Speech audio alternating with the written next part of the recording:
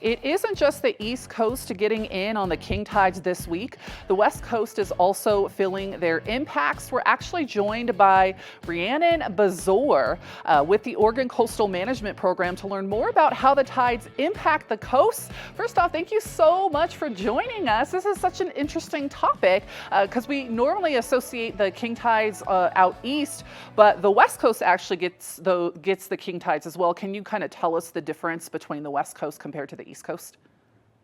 Yeah, absolutely. So king tides happen globally. It just happens every winter when the sun, moon, and earth are all in alignment, and the moon is closest to the earth, and the earth is closest to the sun. And so we get these really strong gravitational pulls on our oceans, and it creates these extra high tides and extra low tides. And so on the west or the east coast, sorry, it's we have a lot of really low lying land over there, a lot of really low coastal communities on like barrier islands, and so they see a lot of flooding typically. Many streets can be impacted. People can have trouble getting to and from work or school. Whereas over here in Oregon, we have a lot of really high rocky cliffs along our coast. And so we don't see as much flooding. We do in the central coast, kind of Newport, Lincoln City areas, where it's a little bit lower lying areas. But generally, we do see still some coastal flooding, but a lot of coastal erosion. So because we see these king tides during winter, we also see them during really high storm events too. So you get huge waves with really high tides, and you can get a lot of erosion along our coast during these events. Yeah, that's so interesting how different it is. And let's talk about the King Tide project. You guys are asking people to help with research, taking photos. First off, explain what the King Tide project is, and then let's talk about the folks taking the photos. Absolutely. So the King Tide Project started in Australia actually about 20 years ago as a way to help document some of these impacts that they're seeing from these King Tide events. And from there, it kind of spread globally.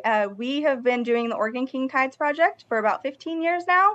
And it's a community science project where we ask people who are visiting the coast or living on the coast to take photos and videos of the King Tides and submit them to our website at OregonKingTides.net, and it helps us document some of the impacts that we're seeing right now from king tides because it gives us a really good glimpse into future conditions under sea level rise.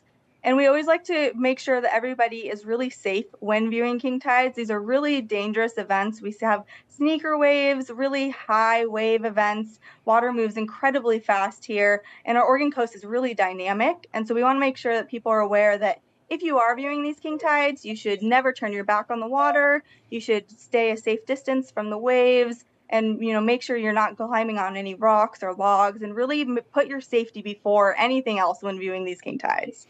Oh, that's so awesome. So, what are you trying to really kind of find with this research? Is there anything specific?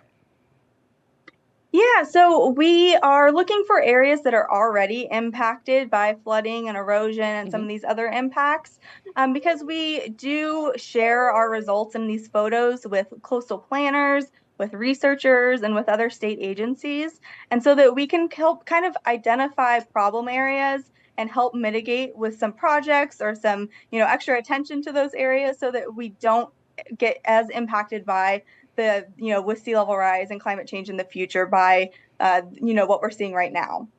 All right. Well, winter is typically the biggest king tides of the season for you. Is there another time you guys are expecting to see them again in Oregon? We are, yeah. So we get king tides every winter. And right now, actually, is our first set of king tides. So today through the 7th.